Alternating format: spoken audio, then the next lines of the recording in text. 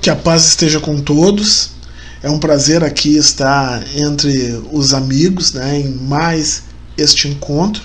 E é por isso que nós vamos pedir a Deus, aos espíritos superiores, aos organizadores desta tarefa, da nossa querida Sociedade de Legião Espírita, que possam estar presentes a fim de nos intuir da melhor maneira possível aqueles elementos que possam mobilizar em nós o verdadeiro entendimento a respeito dos assuntos que são debatidos.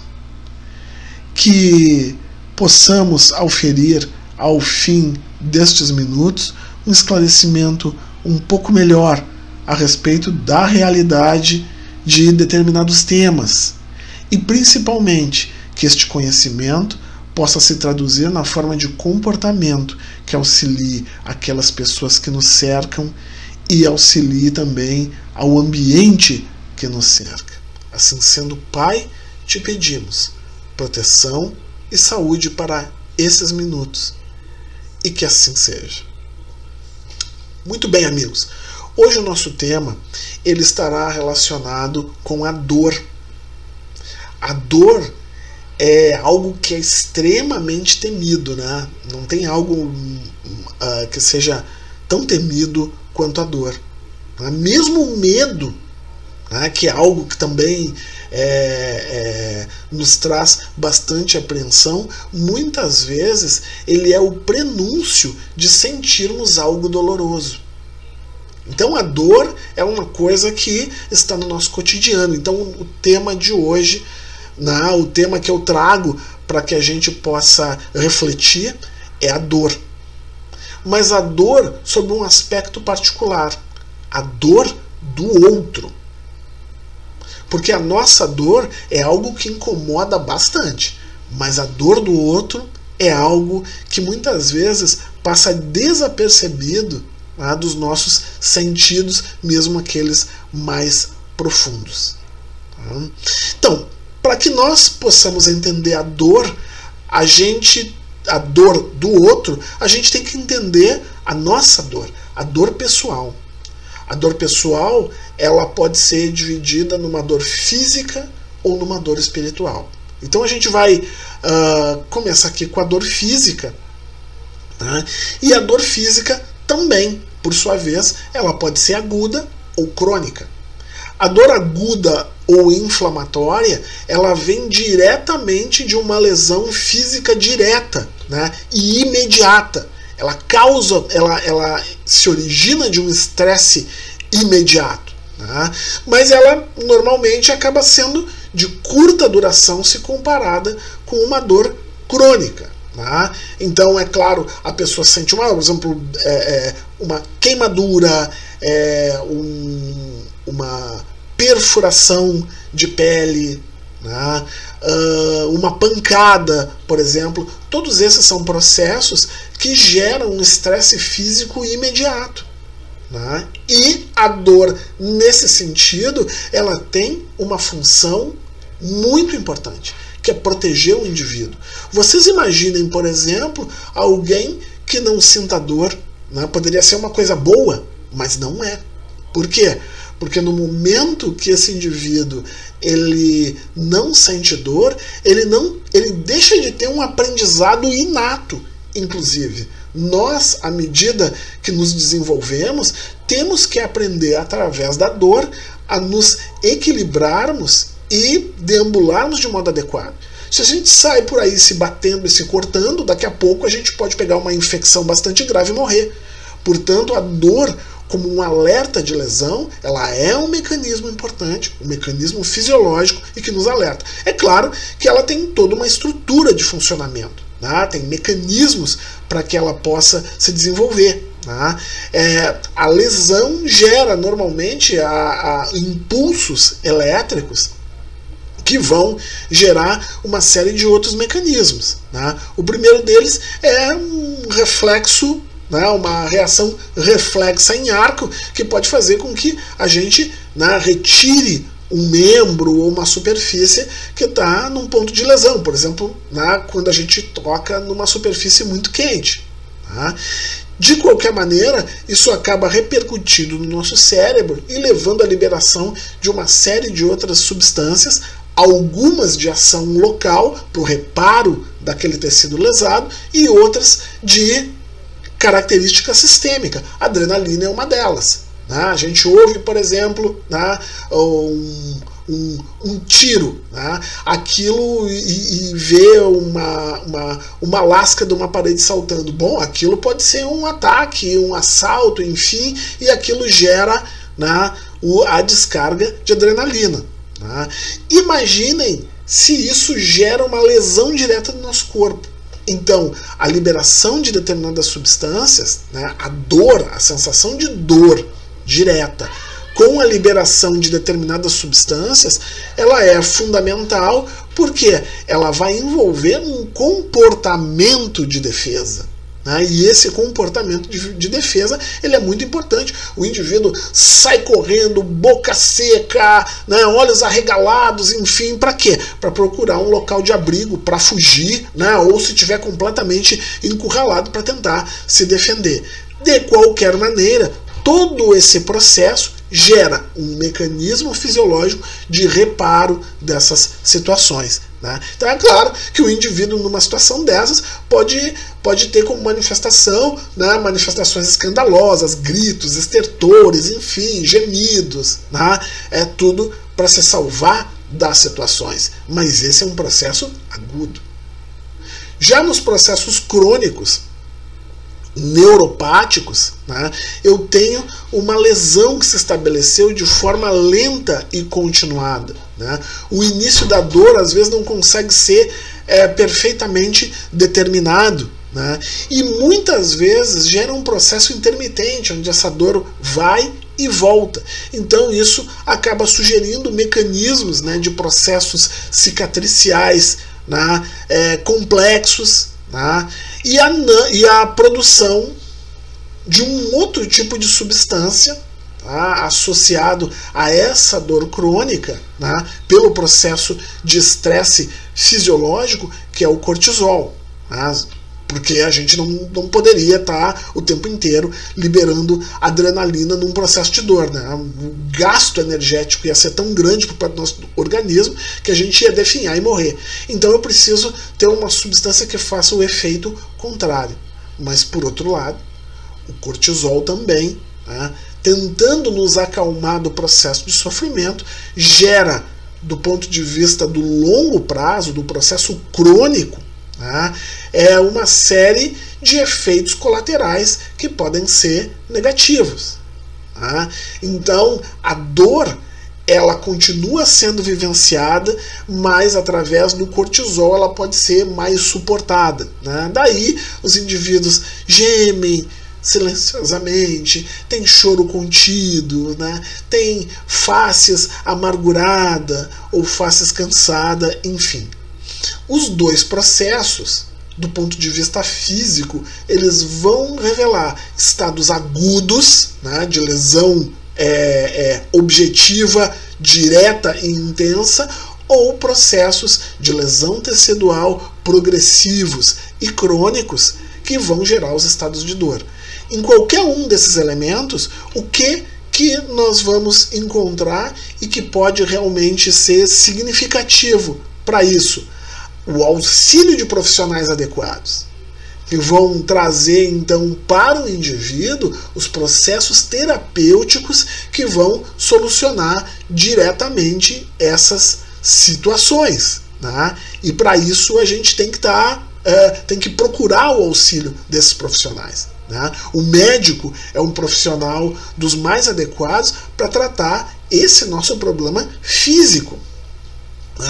Para isso, a gente tem, para processos agudos, a gente tem analgésicos não esteroides, e inclusive opioides. Todos eles vão ter as suas funções específicas, que não somos nós que vamos determinar, mas é o profissional da saúde que foi treinado, e sabe adequadamente como e quando usar essas substâncias. para que elas não gerem dependência ou não gerem mais lesão tecidual no longo prazo, na longa ação.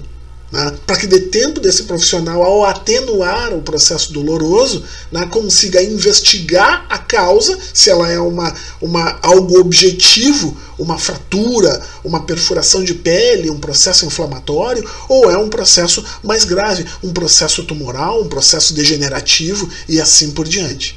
Certo? Então, o profissional de saúde é o indivíduo mais adequado para envolver esse nosso primeiro esforço de combate à dor pessoal ou dor física. A dor física, do ponto de vista pessoal, ela é suplantada também pela dor espiritual. Dor do espírito, dor da alma, que a nomenclatura não interessa, porque é algo que está fora necessariamente do material. Tá?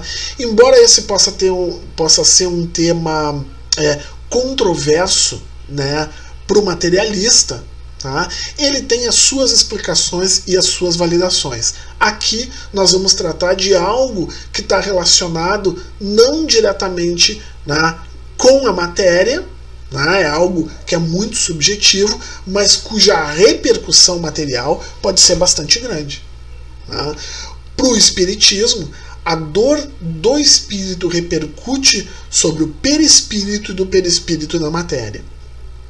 Então, a gente vai ter desde as dores individuais, né, uma comoção pessoal, geralmente associado a um comportamento, a um sentimento de culpa, ou então uma perda significativa, né? O indivíduo fez lá, né, uma ação que depois se sentiu culpado, ou ele teve uma perda significativa, né? Então, saiu de casa, estava muito feliz com seu tênis novo, foi assaltado, perdeu, teve uma perda material, e isso gerou um processo doloroso, né, nesse indivíduo. Ele perdeu algo material grande.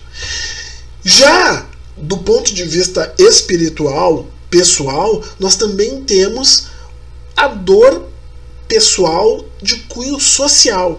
Esta é bem mais complexa, porque ela envolve uma comoção geral que repercute, né, uma comoção dentro de uma comunidade, né, dentro de uma cidade, estado, país, ou até, sob o ponto de vista mundial, né, uma comoção geral que repercute para o indivíduo com uma perda pessoal. Aqui a gente ainda está tratando das perdas pessoais, né? Porque o indivíduo sente como se ele tivesse perdido. Né? É difícil às vezes se colocar na posição do outro, mas, né, de uma certa maneira é uma forma de sentir, também tem o seu valor. Geralmente, esses tipos de dor, a dor individual ou a dor social espiritual, né, esses tipos de dores espirituais, eles vão envolver o entrelaçamento de todas as vivências, tanto atuais quanto remotas, e elas vão repercutir, claro, né, no perispírito, tá, de modo mais ou menos intenso. E eles vão particularmente impactar a nossa um órgão chamado epífise, e daí uma série de outros elementos físicos. Então, o grau de profundidade, de extensão da dor espiritual, né, que não se repercute por uma lesão direta, pode acabar gerando uma lesão direta. Né? Existem vários elementos materiais hoje, isso daria, né, uma palestra específica, que mostram que os processos depressivos, os processos de abalo, né, psíquico, psicossociais e por que não espirituais, podem levar o indivíduo a estados graves, inclusive posteriormente ao desencarne, porque vão redundar na liberação de uma série de substâncias, né, que são nocivas, vão alterar o funcionamento normal dos órgãos, inclusive, né, dos nossos funcionamentos dos órgãos mais cotidianos, né, como o nosso aparelho digestório, por exemplo, né, e daí as suas consequências graves. Tá? As manifestações, obviamente, em função disso, elas são bastante variáveis e elas evidenciam todas as possibilidades encontradas nas dores físicas também, tá? Dependendo do impacto e que isso pode ter causado e dependendo da situação. Então é claro que as pessoas podem elas podem apresentar tanto manifestações bastante intensas quanto manifestações caladas. Tá? Mas a dor espiritual, né, do ponto de vista pessoal, ela é uma realidade importante. Tá? Existe terapia para isso? Sim, existe terapia para isso. Como uma dor pessoal, tá, espiritual, é claro que ela também pode sofrer a intervenção psicológica, tá? A intervenção psiquiátrica, porque muitas vezes elas vão abrir portas para que o indivíduo possa refletir a respeito da profundidade da sua dor e também buscar uma solução para os seus problemas. Aqui especificamente a gente vai entrar nas terapias psíquicas alternativas, e as religiões são alternativas psíquicas são terapias alternativas para esses processos. Vejam que entre essas terapias, é claro, tem algumas, né, inclusive filosofias, que tratam a respeito do uso de alucinógenos, né, o que é um grande erro, né, respeitando a todas as filosofias. Mas se nós temos profissionais médicos, profissionais da saúde, que são adequados, né, que foram treinados para a introdução de determinadas substâncias, né, ou fazer um manejo psicológico das pessoas, né, então a gente deve ter isso como alternativa. De qualquer maneira, né, como a própria religião é polêmica, né, vamos tratar especificamente da nossa, que é o Espiritismo, que tem seus próprios métodos de ação em relação a esses tipos de sofrimentos espirituais. Falando especificamente do Espiritismo, não tem como negar que algumas referências são bastante profundas, né? Uma delas que eu trago aqui é Leon Denis. Leon Denis tem uma abordagem a respeito da dor que ela demanda muito, né, de procurar dar uma explicação a esses problemas que a gente acabou de relatar, mais físicos, mais pessoais. Né? E ele diz assim: o animal está sujeito à luta ardente pela vida. Entre as ervas do prado, as folhas e a ramaria dos bosques, nos ares, no seio das águas, por toda parte desenrolam-se dramas ignorados. Em nossas cidades prossegue sem cessar a hecatombe de pobres animais inofensivos, sacrificados às nossas necessidades ou entregues nos laboratórios ao suplício da vivissecção. Claro, isso foi lá na época dele, mas a gente pode identificar aqui uma série de elementos que são muito característicos, né, dessa nossa relação cotidiana, principalmente material. Quanto à humanidade, sua história não é mais que um longo martirológio. Então, óbvio, se a gente pegar a história da humanidade, a gente vai acabar vendo que muitos dos pontos que a gente resgata do ponto de vista histórico acabam demonstrando, né, a brutalidade, né, infelizmente, das nossas respostas, né, ao sofrimento. Né? Eu sofro, eu me vingo. Né? Eu sofro, eu enveneno, mato. Né? Eu sofro e por amor eu mato, né? E assim por diante. E isso está descrito, isso faz parte da nossa história, né?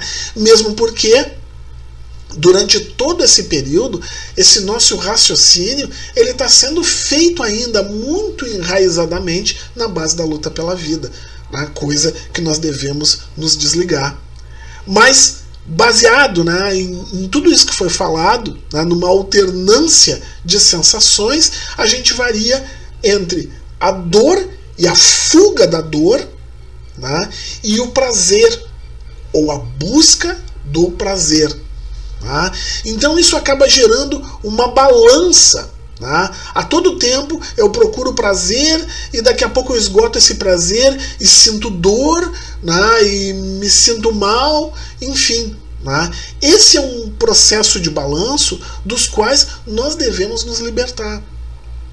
E através do Espiritismo nós encontramos lenitivos para isso. Nós buscamos, através do entendimento das vivências espirituais, das comunicações dos espíritos e da nossa própria vida encarnada, os meios que a gente tem para suplantar o estado, a percepção, né, ou as sensações dolorosas, que a gente possa sublimar, né, esses aspectos. Eu vou citar aqui apenas 2 deles, terapêuticos, pessoais, relacionados ao espiritismo e que são muito importantes para suplantar essa dor pessoal. A reencarnação, porque ela envolve um aprendizado, um resgate, tá, dos aprendizados que a dor nos traz, e depois a tentativa de suplantar esses erros, né, através de uma nova vida. É como se nós fizéssemos os exercícios da escola, tivéssemos errado, vamos treinar e vamos tentar novamente através de outros exercícios. Né? Ou seja, a gente não sabe fazer uma soma de 2 mais 2, né, e aprende, então numa próxima etapa vamos tentar de novo, né, de uma outra maneira. Né? 3 mais 3, 5 mais 2 e assim por diante. Nós vamos ter novos exemplos que vão tentar testar a nossa capacidade de aprendizado. Então a reencarnação é um dos elementos mais importantes para a gente poder passar pela situação e encarar essa dor de uma nova maneira. E a outra maneira que o Espiritismo nos ensina, né, que o cristianismo como um todo nos ensina, é o amor. Bom, então essa linguagem, né, ela já nem é própria só do Espiritismo, mas ela é uma linguagem universal, e como uma linguagem universal, ela deve ser acreditada como um elemento terapêutico bastante potente. Infelizmente, né, é muito difícil a gente ter a compreensão profunda do que realmente o amor signifique, mas é uma palavra de referência e devemos buscá-la. Então, vejam bem, se tudo isso, né, gerou em nós um sentimento bastante qualificado no sentido da gente poder perceber elementos físicos, perceber elementos espirituais, né, que nos incomodam, como é que será que a gente enxerga, né, o que pode estar incomodando o outro? Não tem neurônios nossos ligando um indivíduo ao outro. Não tem, muitas vezes, essa percepção de sofrimento espiritual que poderia ligar. A gente poderia também discutir isso aqui. É possível que isso aconteça, mas a dor do outro é muito mais difícil sentir. O ensaio natural para a dor do outro é a luta pela vida. Foi exatamente o que o Leon Denis falou. Né? A gente está assistindo, por exemplo, né, a essa nossa conversa aqui, e né, no nosso telhado tem uma aranha lá que está esperando, ela está sofrendo, né, por ter um alimento, e está rezando para que algum inseto caia na teia dela e ela possa lá sugar o sangue do inseto na hemolinfa. Por outro lado, quando o inseto ficar preso, para ele vai ser também um martírio. Isso é luta pela vida. O mais cruel de tudo é que o ser humano ele tem condições de fazer análise dessa situação, de suplantar essa situação. E hoje nós chegamos a esse estado de domínio do planeta, porque o nosso único inimigo natural não é o coronavírus, né? É o próprio homem. E ele ainda luta pela vida, a ponto de o seu principal inimigo ser ele mesmo. Então a gente deve refletir a respeito disso. Né? O que é a dor do outro? é algo que a gente possa perceber, é algo que a gente possa quantificar exatamente, né? É algo que possa ser evitado, pois nos coloca em perigo. A gente tem que evitar a dor do outro. Tá? Eu vou trazer um quadro para vocês que é muito significativo, né? Isso sempre é algo que eu acho, né, que me marcou e talvez possa ser um exemplo importante, né, para nós. É muito comum a gente ligar a televisão e eventualmente passar, né, um seriado ou tá aparecendo um programa onde mostra o mundo animal, né? E nesse mundo animal o pessoal admira muito, né, a coragem, a inteligência, a força do leão, por exemplo. Tá? Então, muitas vezes tem filmes desses. Tá? Então, tá lá o leão prepara uma emboscada para caçar alguns animais. Né?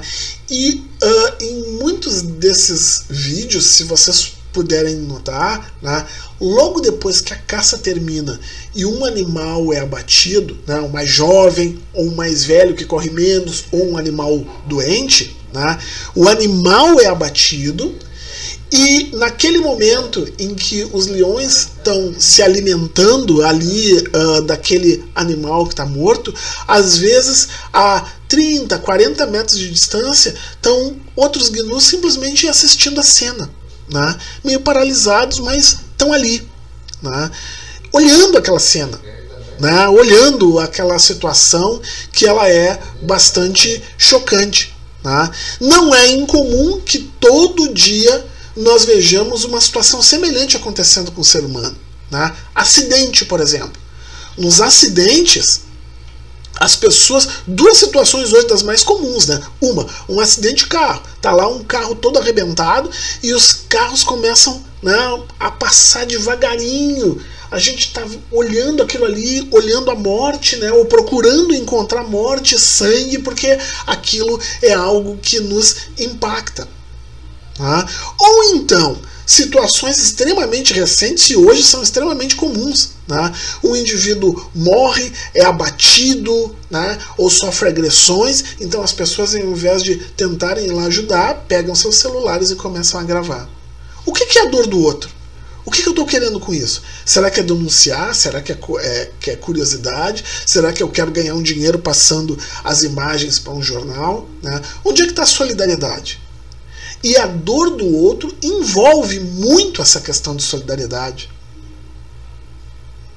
Nós estamos numa situação hoje planetária onde muito do nosso desafio, dos nossos desafios para vencermos, né, as mazelas, ela está extremamente relacionada a gente se olhar de uma outra maneira, perceber que o outro sofre, perceber que o outro precisa de ajuda, sermos fraternos, gerarmos gentileza, né? E isso é difícil, porque nós nos comportamos como leões e gnus. Tá? Às vezes a gente enxerga o ser humano como o próximo Neandertal. Tá? Hoje já está provado que, né, um primo evolutivo nosso, né, o Homo sapiens neanderthalensis, ele acabou se extinguindo. Tá? A gente não sabe como foi essa extinção. Ele foi cercado, né, ele foi destruído ou ele foi absorvido dentro, né, do Homo sapiens. Né? Existem evidências para todos os lados, né? Mas não é possível que a gente trate o outro, o próximo, dessa maneira. Mas eu posso listar aqui uma série de comportamentos que nos identificam isso. Nós nos comportamos como animais. Né? Aí começa, né, da vida de relação da mais simples até a mais complexa. Apelidos. Né? Os apelidos existem, né, sempre como uma forma de redução do nome completo de uma forma carinhosa.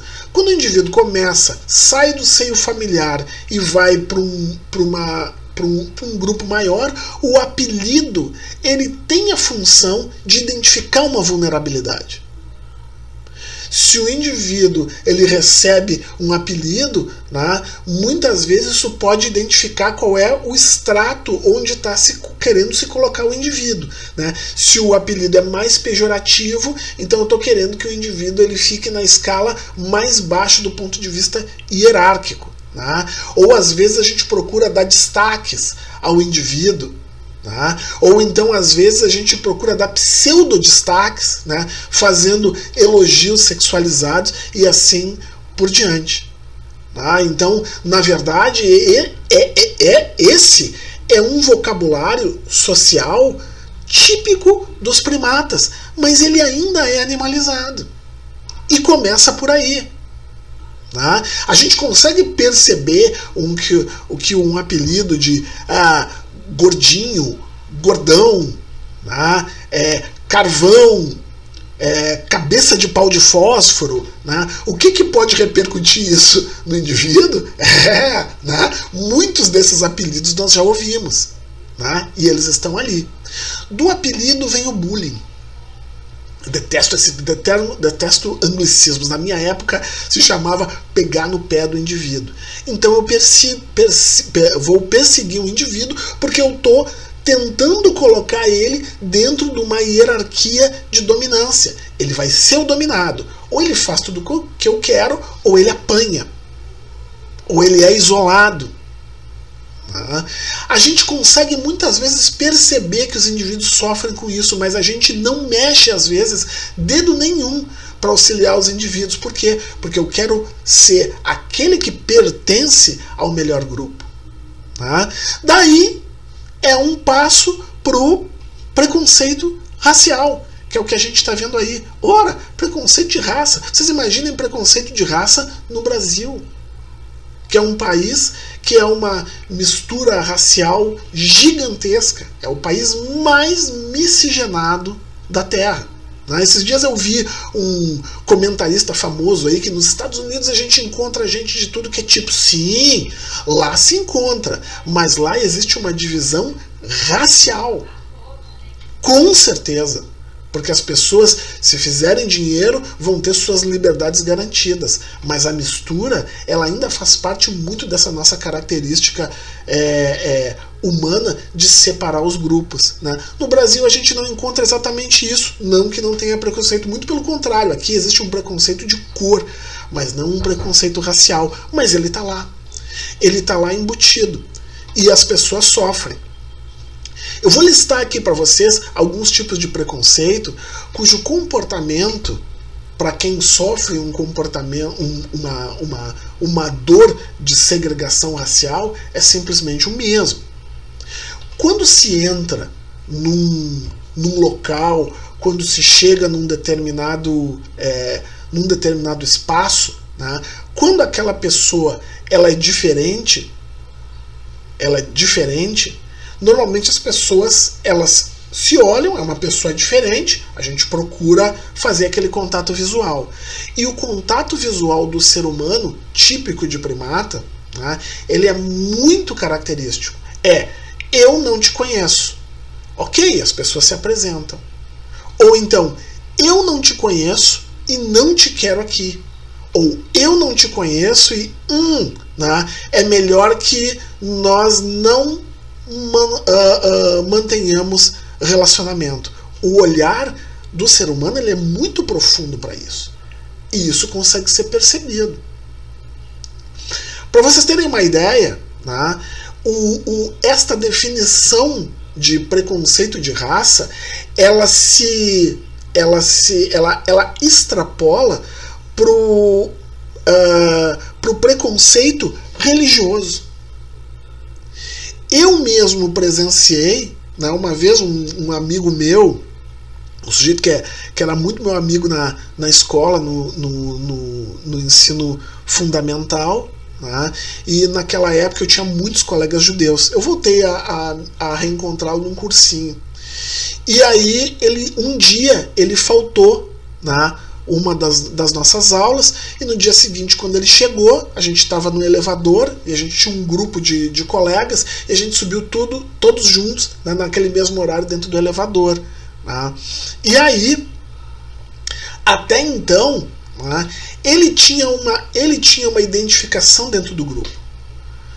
No momento que perguntaram para ele assim: fulano, tu não veio hoje? Tu não veio ontem? Não, eu não pude vir, eu tinha lá algumas coisas para fazer e eu não pude vir, né? E claro que eu tinha me dado conta do que era, né? Era o dia do perdão judaico, ele resolveu guardar aquele dia. Aí alguém perguntou, ele tinha uma medalhinha, né? E aí ele perguntou na subida: ei, que medalhinha é essa que tu tá usando? Né? Isso aqui é um símbolo. Tá, mas por que tu usa esse símbolo aí? Porque eu sou judeu. Na mesma hora, era como se ele tivesse se tingido de preto. Ou seja, ele entrou para um outro grupo. Ele foi identificado, ele foi revelado. Tá? Da mesma maneira que isso ocorre também com gênero. Né? E eu estou falando aqui no microfone e tem uma série de mulheres que devem estar vendo isso agora e se identificam dessa maneira. As pessoas estão reunidas num determinado lugar, né? Uma mulher entra, se for um local cheio de homens, o olhar muda, as manifestações mudam. Né? Se as pessoas forem desconhecidas, isso vai acontecer. Se as pessoas forem conhecidas, talvez não, mas isso muda. Né? Por quê? Porque a gente não consegue se enxergar como igual. Né? E eu não estou falando de um olhar afetivo, de um olhar carinhoso. Né? Todo mundo sabe do que eu estou falando. E assim ocorre, né, lá no seu limite, do preconceito de espécie. E eu vou dizer para vocês isso: o preconceito de espécie existe? Isso aí, claro que existe. Existe. Né? E eu não estou mais nem falando de raça. As pessoas pegam animais silvestres e torturam eles. É diferente de eu comer um bicho porque eu tenho fome. Mas eu pegar um animal, tirá-lo da natureza, trancafiá-lo numa gaiola, porque eu quero ter o prazer de ter aquele bicho do meu lado. E às vezes cuido dele muito mal. Vocês veem o que saem de animais. A gente diz assim: pô, no Brasil faz contrabando de animal, porque tem gente que no exterior compra esses animais. Eles são transportados em condições cruéis. Aqui no Brasil, a gente vê inclusive gente que compra passarinho e fura os olhos dos passarinhos para que eles possam cantar mais. Né? Parece que tem mais prazer, né? Pô, isso, fura os meus olhos que eu vou virar um Calbi Peixoto, Frank Sinatra e tal. Será que é isso mesmo, gente? As pessoas às vezes não se dão conta do prazer que essa vulnerabilidade pode causar em alguns indivíduos e o sofrimento que vai causar naquele que o sofre. Então, todo esse movimento, toda essa questão que hoje nós estamos passando, né, nós estamos percebendo, enfim, estamos vivenciando, é uma maneira muitas vezes forte de tentarmos vencer essas questões a fim de percebermos a dor do outro. É muito importante que nós saibamos, percebamos e também combatamos esse tipo de violência. O Espiritismo tem muito a nos oferecer. Tá? Tem alguns segredos comuns a outras religiões: observar a prece, buscar o autoconhecimento, ser fraterno e principalmente entender os mecanismos espirituais, né? Porque eles vão se descarregar sobre nós mais cedo ou mais tarde, não necessariamente como um castigo, mas como um elemento de prova para que realmente a maneira como a gente pense tenha mudado. Tá?